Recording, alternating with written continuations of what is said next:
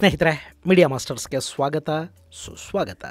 ಗೆಳೆಯರೆ, ನಮ್ಮನ್ನ ನಾಯಿಗಳು ಅಂತ ಬೇಕಾದರೂ ಕರೆದು ಬಿಡಿ, ಆದರೆ ಯಾವುದೇ ಕಾರಣಕ್ಕೂ ಪಾಕಿಸ್ತಾನಿ ಅಂತ ಮಾತ್ರ ಹೇಳಬೇಡಿ. ಕೆಲ ವರ್ಷಗಳ ಹಿಂದೆ ಜಗತ್ತಿನ ಮುಂದೆ ಇಂಥದ್ದೊಂದು ಬೇಡಿಕೆಯನ್ನು ಇಟ್ಟಿದ್ದು ಬೇರೆ ಇನ್ಯಾರೂ ಅಲ್ಲ, ಅವರು ಪಾಕಿಸ್ತಾನದ ಕಪಿಮುಷ್ಟಿಯಲ್ಲಿ ಸಿಲುಕಿ ನರಳುತ್ತಾ ಇರುವ ಬಲೂಚಿಗಳು. ಈ ಜನ 75 ವರ್ಷಗಳಿಂದ ಪಾಕ್ ವಿರುದ್ಧ ರಾಜಕೀಯವಾಗಿ ಹೋರಾಟವನ್ನು ಮಾಡ್ತಾ ಬರ್ತಾ ಇದ್ರು. ಬಲೂಚ್ ವಿಮೋಚನಾ ಸಂಘಟನೆಗಳು ಪಾಕ್ ಸೈನ್ಯದ ವಿರುದ್ಧ ಸಶಸ್ತ್ರ ಹೋರಾಟವನ್ನು ಕೈಗೆತ್ತಿಕೊಂಡು ಆದರೂ ಅಲ್ಲವರಿಗೆ ಬೇಕಾಗಿದ್ದನ್ನು ಪಡ್ಕೊಳ್ಳೋದಕ್ಕೆ ಸಾಧ್ಯ ಆಗಲಿಲ್ಲ. ಭಾರತ ಮನಸ್ಸು ಮಾಡಿದರೆ ಬಲೂಚಿಸ್ತಾನಕ್ಕೆ ಸ್ವಾತಂತ್ರ್ಯ ಸಿಗುತ್ತೆ, ನೀವು ಬಾಂಗ್ಲಾನ ಸ್ವತಂತ್ರಗೊಳಿಸಿದ್ರಿ, ಹಾಗೆ ನಮಗೂ ಸ್ವಾತಂತ್ರ್ಯ ಕೊಡಿಸೋದಕ್ಕೆ ಸಾಧ್ಯ ಆಗೋದಿಲ್ವೇ?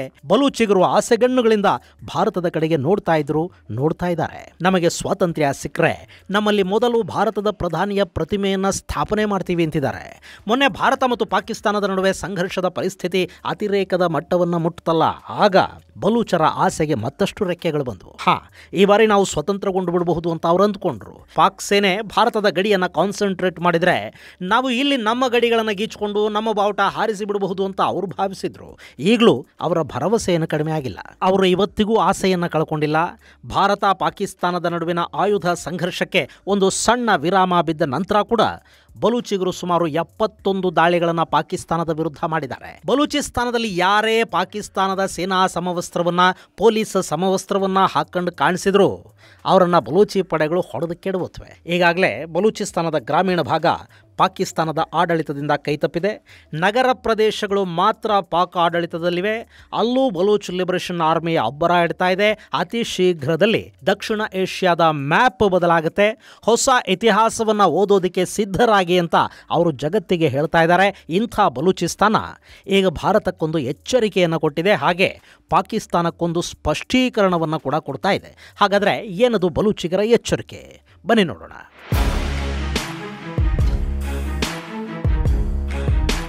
ಗೆಳೆಯರೆ, ಬಲೂಚಿಸ್ತಾನದ ಸ್ವಾತಂತ್ರ್ಯಕ್ಕಾಗಿ ನಡೀತಿರೋ ಹೋರಾಟ ಇದೆ ನೋಡಿ, ಅದು ಅವರದ್ದೇ ಆದ ಹೋರಾಟ.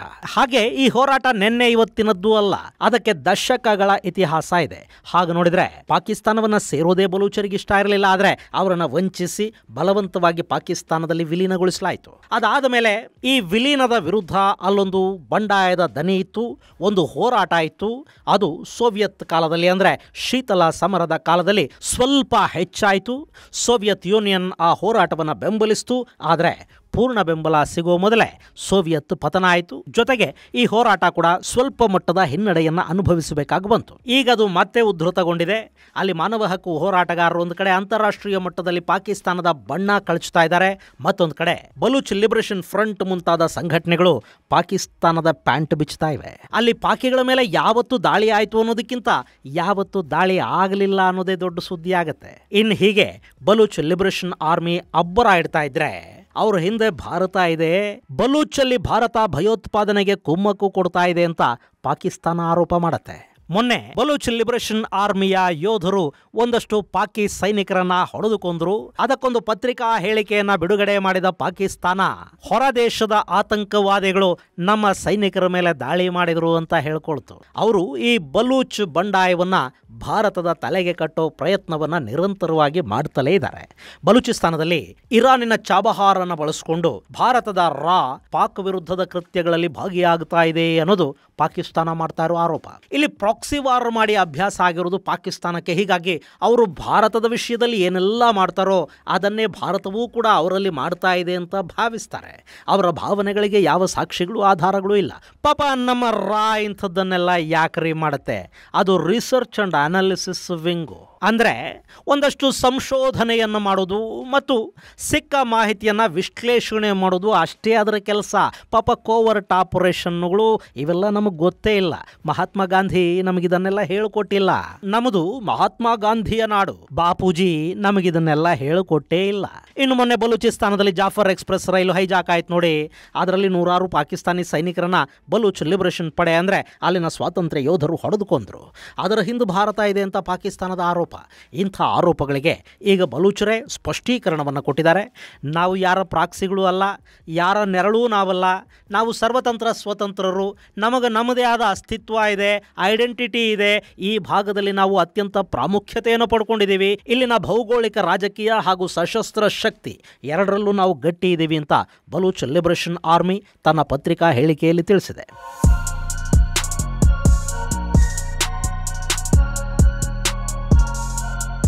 ಗೆಳೆಯರೆ, ಹೀಗೊಂದು ಕಡೆ ಪಾಕಿಸ್ತಾನಕ್ಕೆ ನಾವು ಭಾರತದ ಅಥವಾ ಬೇರೆ ಯಾವುದೇ ಹೊರದೇಶದ ಏಜೆಂಟರು ಪ್ರಾಕ್ಸಿಗಳು ಅಲ್ಲ, ನಾವು ಬಲೂಚರು, ಈ ನೆಲದ ನಿಜವಾದ ಮಕ್ಕಳು, ನಮ್ಮ ನೆಲವನ್ನು ನೀವು ದೋಚ್ತಾ ಇದ್ದೀರಿ, ನಮ್ಮನ್ನು ಹಿಂಸೆಗೀಡು ಮಾಡ್ತಾ ಇದ್ದೀರಿ, ನಮ್ಮ ಮೇಲೆ ದಬ್ಬಾಳಿಕೆ ಮಾಡ್ತಾ ಇದ್ದೀರಿ, ನಮ್ಮ ಹಕ್ಕುಗಳಿಗಾಗಿ ನಾವು ಹೋರಾಟ ಮಾಡ್ತಾ ಇದ್ದೀವಿ ಅಂತ ಹೇಳಿರುವ ಈ ಬಲೂಚಿಸ್ತಾನದ ಮಕ್ಕಳು ಇದೇ ಸಂದರ್ಭದಲ್ಲಿ ಭಾರತಕ್ಕೆ ಕೂಡ ಒಂದು ಎಚ್ಚರಿಕೆಯನ್ನು ಕೊಟ್ಟಿದ್ದಾರೆ. ಮೊನ್ನೆ ಭಾರತ ಮತ್ತು ಪಾಕಿಸ್ತಾನದ ನಡುವೆ ಒಂದು ಸೀಸ್ ಫೈರ್ ಆಯ್ತಲ್ಲ, ತಾತ್ಕಾಲಿಕ ಕದನ ವಿರಾಮ, ಅದು ಬಲೂಚರಿಗೆ ಕೂಡ ಇಷ್ಟ ಆಗಿಲ್ಲ.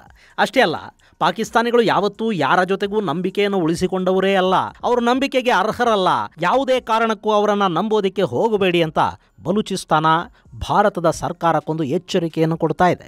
ಅಷ್ಟೇ ಅಲ್ಲ, ಈ ಹಂತದಲ್ಲಿ ನಿಮ್ಮ ಸಹಾಯ ಕೂಡ ನಮಗೂ ಬೇಕಿದೆ ಅಂತ ಹೇಳಿರೋ ಬಲೂಚಿಸ್ತಾನ್ ಲಿಬರೇಷನ್ ಆರ್ಮಿ, ನಾವು 60 ಲಕ್ಷ ಮಂದಿ ಸೈನಿಕರಿದ್ದೀವಿ, ನಿಮಗಾಗಿ ನಾವು ಕಾಯ್ತಾ ಇದ್ದೀವಿ, ನೀವು ಪಾಕಿಸ್ತಾನದ ಪೂರ್ವ ಭಾಗದಿಂದ ಒಳಗೆ ಬಂದುಬಿಡಿ, ಪಶ್ಚಿಮ ಭಾಗವನ್ನು ನಮಗೂ ಬಿಟ್ಬಿಡಿ, ಭಯೋತ್ಪಾದಕರ ನೆಲೆಯಾದ ಪಾಕಿಸ್ತಾನವನ್ನು ಛಿದ್ರ ಮಾಡಿ ಅಂತ ಬಲೂಚ್ ಹೋರಾಟಗಾರರು ಭಾರತವನ್ನು ಕೇಳ್ತಾ ಇದ್ದಾರೆ.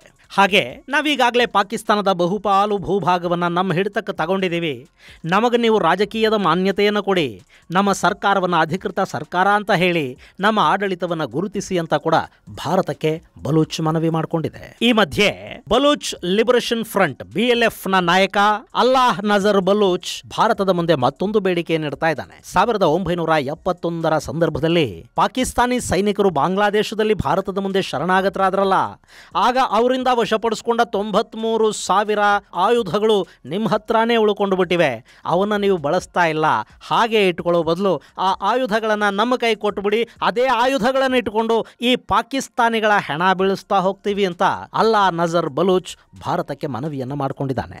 ಗೆಳೆಯರೆ, ಇಲ್ಲಿ ಬಲೂಚಿಸ್ತಾನದ ಪ್ರತಿಯೊಬ್ಬ ಯೋಧ ಕೂಡ ಭಾರತದ ಸಹಾಯವನ್ನ ಕೇಳ್ತಾ ಇದ್ದಾನೆ, ಪಾಕಿಸ್ತಾನದ ವಿರುದ್ಧ ಹೋರಾಡೋದಕ್ಕೆ ತುದಿಗಾಲಲ್ಲಿ ನಿಂತಿದ್ದಾನೆ. ನಿಮಗೆ ಈ ಹಿಂದಿನ ವಿಡಿಯೋದಲ್ಲಿ ಹೇಳಿದ್ದೆ, ಪಾಕಿಸ್ತಾನದ ಪಾಲಿಗೆ ನಿಜವಾಗ್ಲೂ ಅತ್ಯಂತ ಸುರಕ್ಷಿತ ಗಡಿ ಅಂತ ಯಾವುದಾದ್ರೂ ಇದ್ರೆ ಅದು ಭಾರತದ ಗಡಿನೇ. ಆದ್ರೆ ಈ ಮೂರ್ಖ ಪಾಕಿಗಳಿಗೆ ಸುರಕ್ಷಿತ ಗಡಿಯನ್ನ ಸುರಕ್ಷಿತವಾಗಿ ಇಟ್ಕೊಳ್ಳೋದಕ್ಕೆ, ಶಾಂತವಾಗಿಡೋದಕ್ಕೆ ಬರ್ತಾ ಇಲ್ಲ.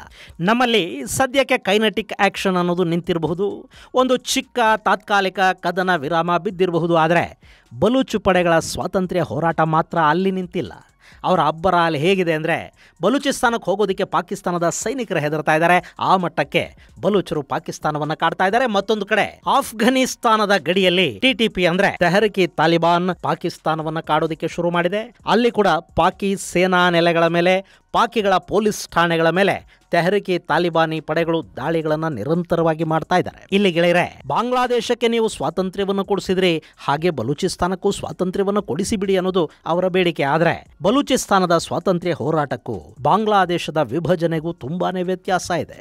ಬಾಂಗ್ಲಾ ಅವತ್ತು ಜಾಗತಿಕವಾಗಿ ಯಾರಿಗೂ ಬೇಕಾಗಿರಲಿಲ್ಲ, ಆದರೆ ಬಲೂಚ್ ಅನ್ನೋದು ಹಾಗಲ್ಲ.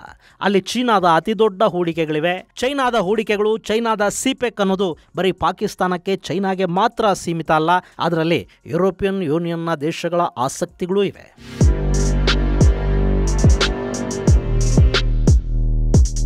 ಗೆಳೆಯರೆ, ಇವತ್ತು ಚೈನಾನ ನಾವು ನಾನಾ ಕಾರಣಗಳಿಗೆ ದ್ವೇಷ ಮಾಡಬಹುದು, ಆದರೆ ಜಾಗತಿಕವಾಗಿ ಚೈನಾ ನಿರ್ಮಾಣ ಮಾಡಿಕೊಂಡಿರುವ ಡಿಪೆಂಡೆನ್ಸಿ ಇದೆಯಲ್ಲ, ಅದನ್ನು ಅಲ್ಲಗೆಳೆಯೋದಕ್ಕೆ ಸಾಧ್ಯ ಇಲ್ಲ. ಚೈನಾದ ಮೇಲೆ ಯುರೋಪಿಯನ್ ಯೂನಿಯನ್ ಸಂಪೂರ್ಣವಾಗಿ ಆಧಾರಪಟ್ಟಿದೆ. ಅಲ್ಲಿನ ಶ್ರೀಮಂತರ ಹಣ ಚೈನಾದಲ್ಲಿ ಹೂಡಿಕೆ ಆಗಿದೆ. ಚೈನಾದಲ್ಲಿ ಉತ್ಪಾದನೆಯಾಗುವ ವಸ್ತುಗಳು ಯುರೋಪಿಗೆ ಹೋಗುತ್ತವೆ. ಚೈನಾದ ವಸ್ತು ಕಡಿಮೆ ಬೆಲೆಗೆ ಸಿಗುತ್ತೆ ಅನ್ನೋ ಕಾರಣಕ್ಕೆ ಅವುಗಳಿಗೆ ಜಾಗತಿಕ ಮಾರುಕಟ್ಟೆ. ಚೈನಾ ಮತ್ತು ಯುರೋಪ್ ನಡುವಿನ ದೂರ ಚಿಕ್ಕದಲ್ಲ.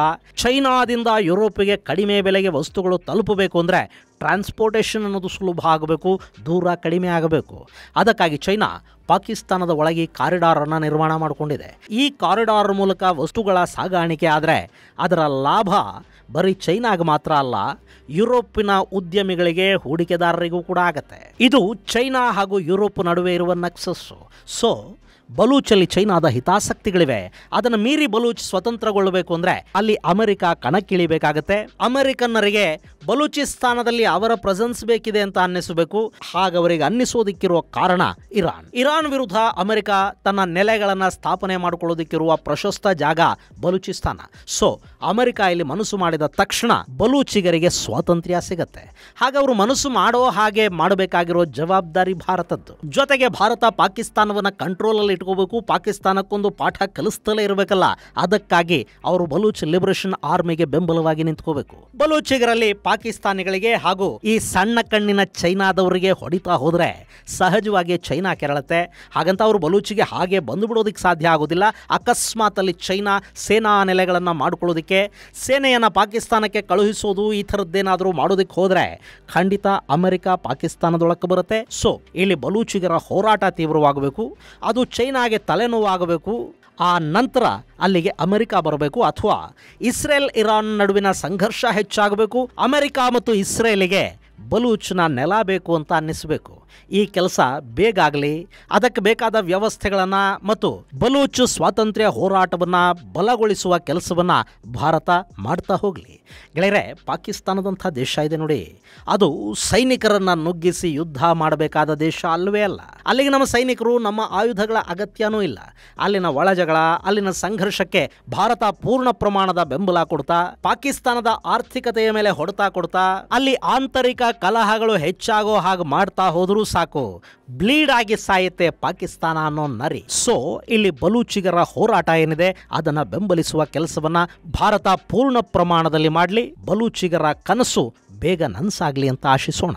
ಇದು ಗೆಳೆಯರೆ, ಭಾರತಕ್ಕೆ ಪಾಕಿಗಳನ್ನು ನಂಬೋದಕ್ಕೆ ಹೋಗಬೇಡಿ ಅನ್ನೋ ಎಚ್ಚರಿಕೆಯನ್ನು ಕೊಟ್ಟಿರುವ ಬಲೂಚ್ ಲಿಬರೇಷನ್ ಆರ್ಮಿಯ ಕುರಿತಾದ ಒಂದಷ್ಟು ಮಾಹಿತಿ. ಮುಂದಿನ ಸಂಚಿಕೆಯಲ್ಲಿ ಮತ್ತಷ್ಟು ವಿಶೇಷಗಳ ಜೊತೆ ಮತ್ತೆ ಭೇಟಿಯಾಗೋಣ. ಅಲ್ಲಿವರೆಗೆ ಜೈ ಹಿಂದ್, ಜೈ ಕರ್ನಾಟಕ.